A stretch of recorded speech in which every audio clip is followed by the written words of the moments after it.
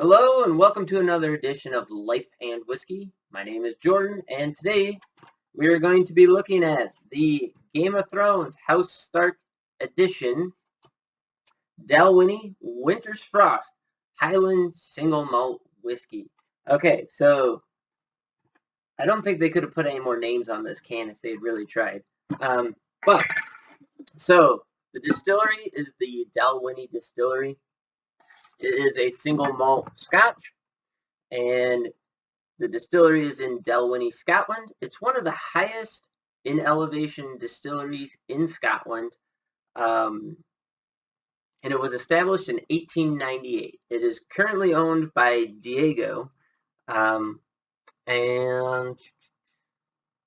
that's pretty much all I got on the distillery. So that's the first time. Dalwhinnie is the distillery. This is a special edition whiskey that they put out for Game of Thrones.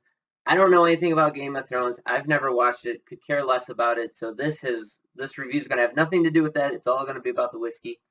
It's a 43% ABV alcohol by volume whiskey.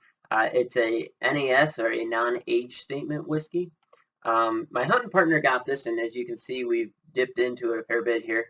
He got it at a charity auction, and so the price that he paid is not relevant to what you might actually be able to find it for. I haven't looked in the stores for it at all, but I did do some looking online, and I found that you can find it for about $40, thereabouts. Please, if you got this or can find it in your area, leave in the comments below what you can find it for, about how much it's worth. Getting back to the whiskey here, they put it in old bourbon casks to age it. Get a little pour going here. Still haven't mastered this whole pouring on camera thing, but okay. And pardon my face, I was out, got some sun, so you might be able to see some of the tan lines there. Yeah, so even though you're supposed to quarantine here in Wyoming, live in the middle of nowhere, so I was out running my dog yesterday, and we were over hither and yon, playing around out in the sun for a couple of hours out in the hill country, and so, yeah, got a little sunburned, so sorry about that if I look like an idiot. But straight away on the nose, very honey, sweet. I get a straightforward apple smell to it, and like a, I don't know, Honey Crisp or Fuji, some one of those sweeter apples, but not a sour green apple kind of smell, and not like a Macintosh, that classic apple, or Washington, not one of those. But apple nonetheless, orchard fruit, maybe pear kind of a smell, just those light fruits, little vanilla, and definitely some sweet in there. And just a hint of oak in the nose, hardly noticeable at all. But it does have, and I think it's that malty smell. It's either that or it's the fact that they're using old casks, once used casks already. Because to me, as I've said in other videos before, all Scotch seems to smell the same to me. Now, I have not had the heavily peated smoky Scotches, so I can't speak to that. But like, to me, I can pick up most Scotches, or at least the ones I'm familiar with, smell them, and right off the bat, it just smells like Scotch, and that's how I describe stuff. So this has that classic smell to it.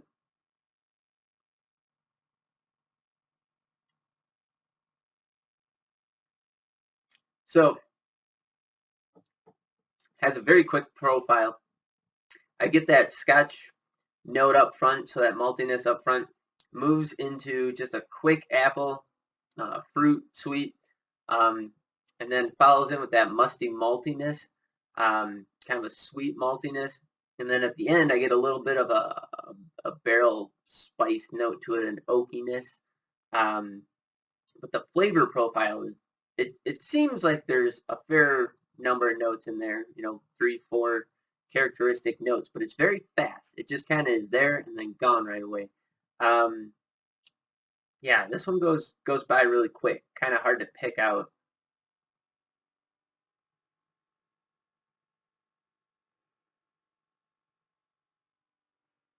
So it kind of moves through that whole profile, and then I get just a a fruity, honey, vanilla, a little bit of that oak on the finish. Now, I did watch the Whiskey Vault review of this whiskey, and they added water to it, and they said that that really brought the oils and stuff out and kind of changed that flavor profile a bit. Now, I'm not going to do any water additions here. I'm going to save that for exploring the whiskey on my own, just kind of something to do. Something you should definitely try. But in my reviews, it's just going to be straight up whiskey, and it's going to be a neat pour that I do. And so if you want to try that, check out the Whiskey Vault video on this whiskey. They got some good ideas there and some additional notes. But that's kind of where this whiskey sits for me. It's an easy drinker. Again, somewhere in the $40 price range. Hopefully, go check it out. If you can find it still. It is a limited edition, so I don't know how long they'll be around. I have not looked into that at all. But it's a decent scotch nonetheless, and you know what? If any of those flavors sound good to you, go ahead and check out the Dalwhinnie Distillery just in general and get their normal product.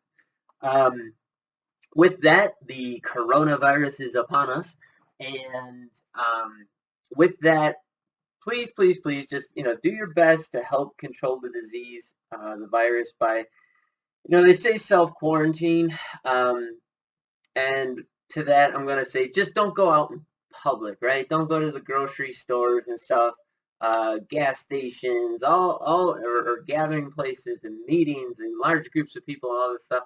I'm not a doctor, so what I say doesn't matter, but, from a personal perspective, it's just best not to intermingle with people as much as possible. Limit your trips to public places as much as possible.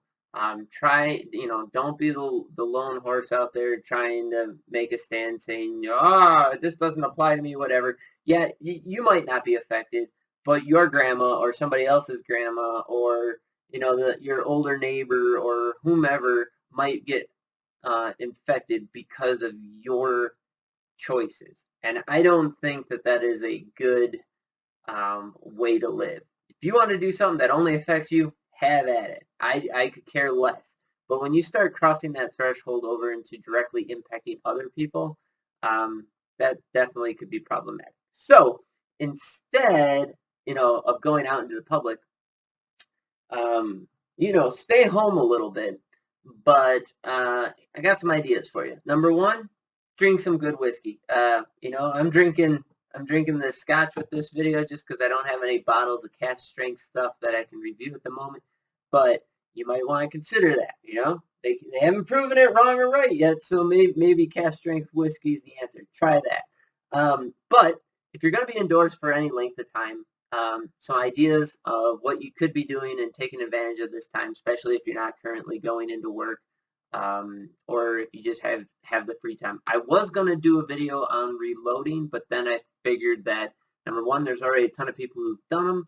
Number two, there might be some legal hazards there and stuff if you show something wrong. So I'm not going to do a video on that, but you might want to consider starting to put your hand loads together while you got time. Something I am going to do, though, in this video is show you how to tie a really nice, quick, simple, sculpin type fly pattern.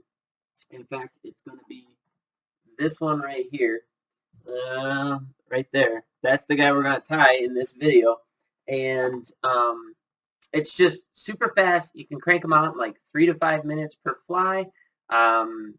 Super cheap to tie, minimal materials. You don't have to have hardly anything to do it. And chances are, no matter where you live in the U.S., there's probably an accessible trout stream within maybe a 2 to 3 hour drive of where you currently live. So I encourage you to take advantage, tie up a bunch of flies, and then go hit the stream, because social distancing and all that, instead of getting into the public, go out to the wilderness. You can go out, have some fun, enjoy the weather. Spring runoff's going to be starting off pretty soon, and so this is a good way to just get out and enjoy your time while you're out there. And yeah, I highly encourage people to get out, start hiking, start training for elk hunting, do all these things. Just don't do it in and amongst other people. So get out there, enjoy yourself. Please put in the comments below what you can find the Dalwhinnie Game of Thrones edition House Stark whiskey for. Any other comments you have, and stay tuned for how to tie that fly. This video is going to cut directly into that. Anyways, thanks for watching this portion of the video, and I hope you guys have a great day and you're staying safe and healthy out there. Okay, as I mentioned before, take advantage of this coronavirus scare downtime if you have off from work or whatever, the social distancing aspect of it. Start tying some flies and go hit your local trout streams. It doesn't really matter where you are in the country. There's some pretty good water somewhere near you within an hour or two of pretty much anywhere you live in the United States, I would imagine. So definitely get out there and check it out. And right now, we're mid-March. We're heading into the spawn for rainbows and cutthroats and stuff and fish species like that. So it's a real good time to get out there. So this pattern here that I'm going to be tying is one that a good friend of mine showed me a couple years back. It's really, really simple, not pretty. I don't believe that you need to perfectly match fly patterns and stuff, just like any kind of fishing. Really, the lure is designed to catch the eye of the fisherman, not the fish. And so sometimes they come off a bit ugly or whatever, but if you fish it properly, you're going to catch fish. And this has been a really, really effective pattern for me. It's just a little sculpin type pattern, I guess. Sometimes with a cone head, sometimes not, sometimes with tungsten color or or gold or something like that. Here's another example of one with a tungsten colored head, a little bit of crystal flash tied in with it. This one I used a little bit of hot pink nail polish to put just ever so slight amount of pink in there. And here, let me show you a couple more examples of this little sculpin pattern. You can get as flashy as you want with it. So here I have some with some brighter colors tied into it. Here I used some red thread with, I got some yellow marabou on there. Here I used some rubber legs in orange to create some orange on there with some crystal flash. So you can do this pattern pretty much any way you want. I've even done some jointed patterns where they're two-piece. So I use these a lot on the Bighorn River and on the Madison River up in Montana. So there's a double jointed one, and I do it with thread. I use 20-pound spider wire as my connector for connecting the two hooks. And as you can see, I got some rubber legs, some crystal flash on there. I got a little bit of red thread that I used to tie in the hooks and also on the head here. That way you get a lot of action to it. It moves really good. But I do this in two main colors, mainly white is my go-to. That seems to be super, super effective in the spring, especially during the rainbow spawn. And it seems to mostly catch rainbows. It does from time to time pull a brown in every now and again, but it's definitely not the most effective pattern for browns. For some odd reason, mimicking the species I'm targeting seems to be the key to catching them. So if I am trying to catch browns, I'll use a pattern like this. So this is just a brown or a tan rabbit. I got some yellow marabou in there, and then I use some orange fly line backing as my connector. And so there's just, some typical colors. It's a little bit longer. Sometimes in the spring I like to do these jointed ones because that acts as a stinger hook, the second hook, because sometimes they only come up and just nip the tail, and so it seems to work a little bit better to have that second hook in there. But use your imagination. Feel free to tie in whatever you think is going to be the ticket for you. This is by no means my end all be all. Get creative. Throw some arms and legs in there from different types. I use like sculpin heads for weights. I use the cone heads for weights, and I also use a cone head. I think I got one sitting right here. A cone head tucked inside of a tungsten bead tucked inside of a cone head. I also use that, especially in the spring with runoff being so high. It tends to be a lot easier to do it that way. And so here, just for example, let me run this in there real quick. So I got a tungsten bead inside of a tungsten cone. So let me separate that out. Sorry, it's probably not the best, but like that. And then I just let it go in there, and then I tie up tight to that. So this way it drops really fast, especially if you're doing a jointed pattern. You're going to want to try that because it will help it get down there faster in the current.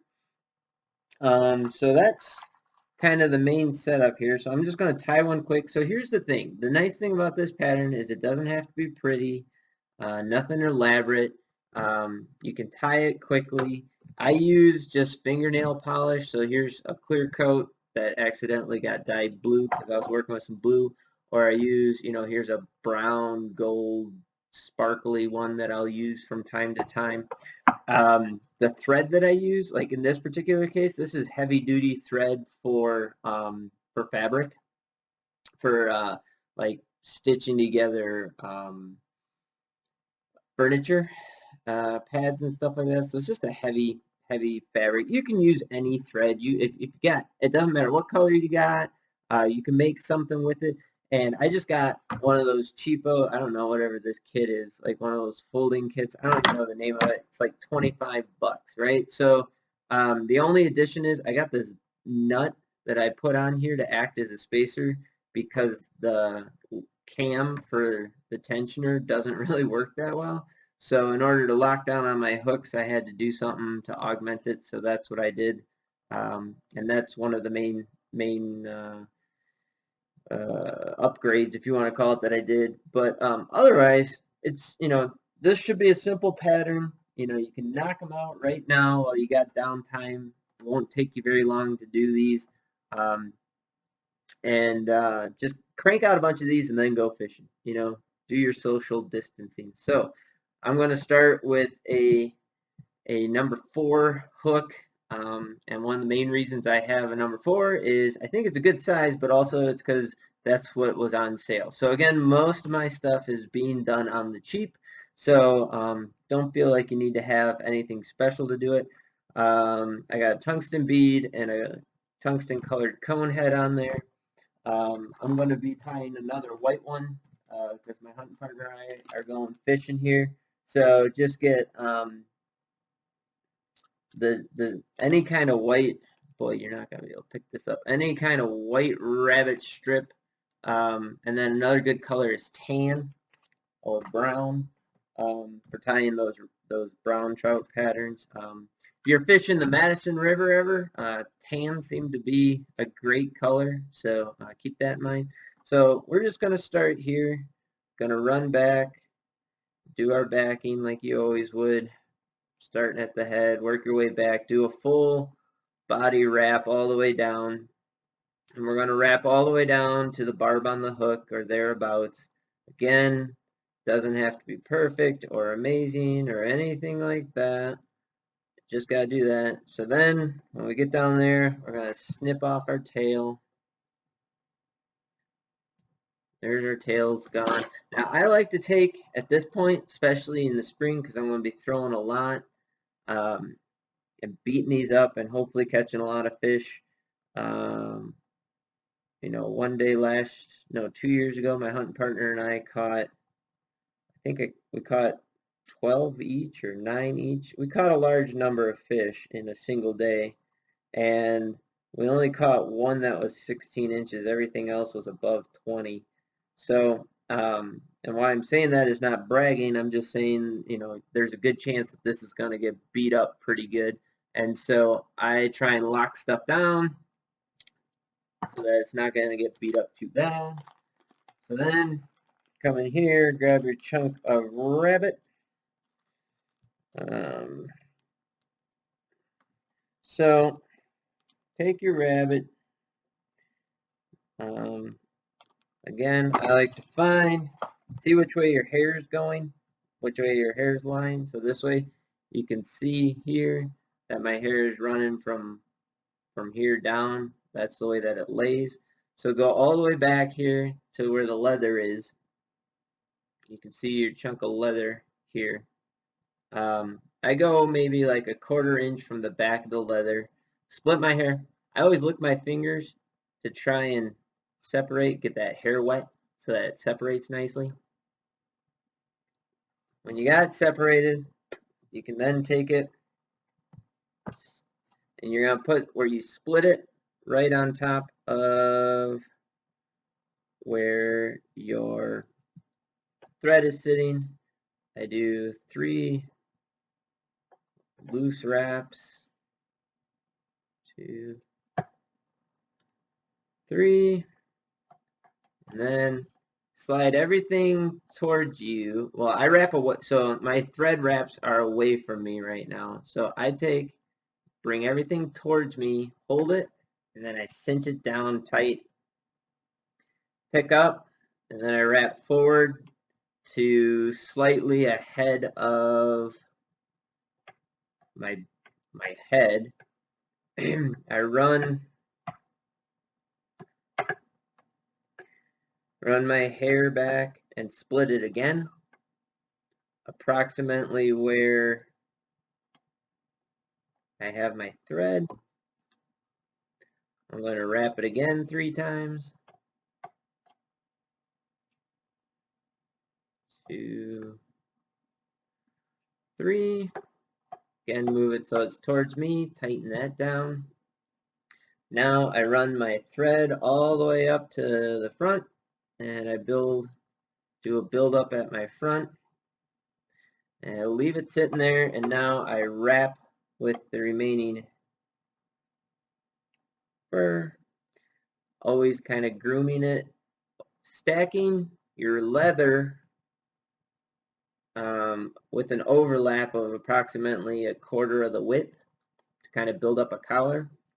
All the while I keep licking my fingers and wetting that hair and sliding it back so that the hair is sitting towards the point of the hook and away from the head of the hook, so that I'm wrapping just leather on leather, and it kind of sits and builds up a really nice collar that way. And when I get it where I want it, do one final wrap, and I pull really tight on that final wrap with the rabbit hide, and then I split the hair again. And when I split it like that, that's where I'm going to wrap into, on the off side of where I'm tying. So I tie away from me, so I'm crossing over that leather here. I do 3 wraps, and then I cinch, and when I cinch, it's going to pull that hair down off that bead and down in tight below that bead there, which gives me a nice area to take and trim off. To take and trim off the excess rabbit. So there, now I've cut that. Now you can see here we got our cone head with the tungsten bead fit into it. Then I take and pull all this back. Now we're just going to do our finishing wraps here, and I keep a lot of tension on my wraps, and we're just going to build up to the point where we got everything covered up nicely and secured. And this is why I really like that upholstery. That upholstery thread is that it's really strong. I can put a lot of tension on it.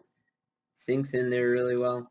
Now I do a whip finish because I got a whip finishing tool as part of this cheap kit.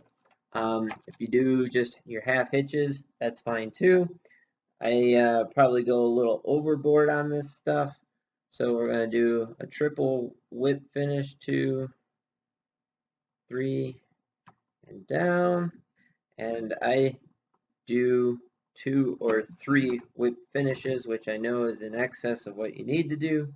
But since there's not a lot of tie-in points on this fly, I want to make sure that I have it nice and tight and secured. And then I'll do one more.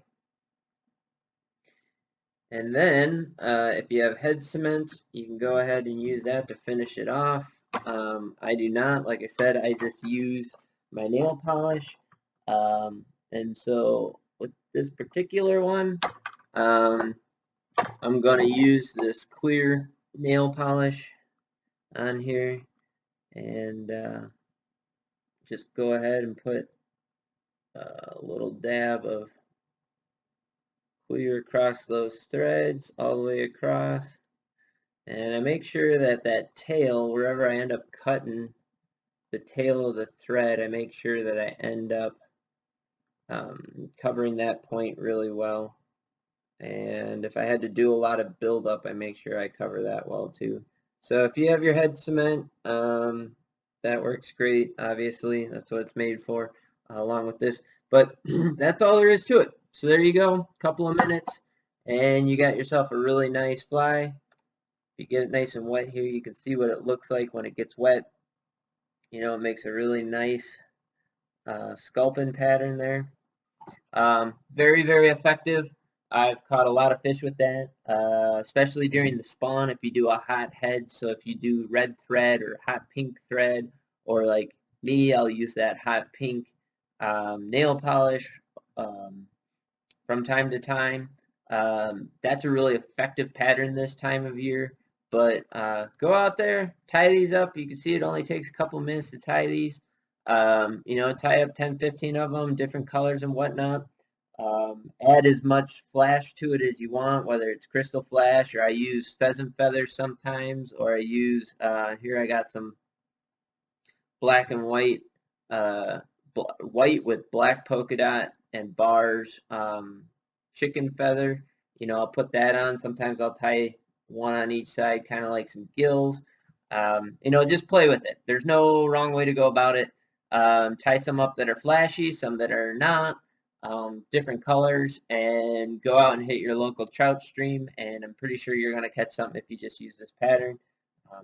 One of the really nice things about it is you could take a kit like this, creekside if you need to, or if you have to travel and stay in a hotel room or something, you can take this, you know, and if you need to, you could tie up a bunch of different patterns at night or whatnot. But since, you know, you're being advised to stay indoors or away from people anyways, now's the perfect time. Tie up some flies, get out there, go fishing, have yourselves a good one. Thanks for watching, and if you have any comments or questions about this particular pattern or the whiskey that we reviewed today, please feel free to hit me up in the comments below. Again, please list the price of the whiskey that we reviewed today down in the comments. Let me know what we can get it for in your area, or if you have any other suggestions, also appreciated. Have yourselves a great day. Go out there and have some fun while the world around us is burning. Catch you guys later. Thanks for watching.